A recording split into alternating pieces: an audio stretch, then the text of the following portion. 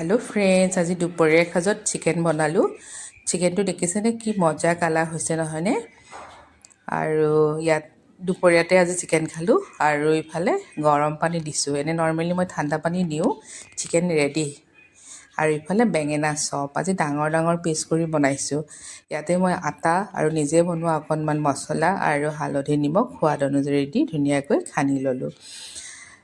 ঠাণ্ডা দিনত এই বেঙেনা চপটো সঁচাকৈয়ে ভাল লাগে আৰু এই বেঙেনাটো ইমান ধুনীয়া কুমলীয়া হৈ আছে, খাবলৈ বিৰাটেই ভাল লাগিব। এতিয়া মই ধুনীয়াকৈ ফ্ৰাই কৰি ল'লোঁ আৰু ইফালে খানাও ৰেডি।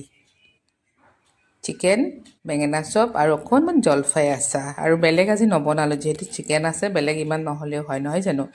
গতিকে খাবলৈ বহিলোঁ, খাই চাইছোঁ, খুবেই টেষ্টি হৈছে। খাই ভালেই লাগিছে। ঠাণ্ডা দিনত গৰম গৰম এসাঁজ এনেদৰে পালে খুবেই ভাল লাগে নহয়নে? আৰু এইফালে বেঙেনা চপটো একদম মচমচীয়া হৈছে।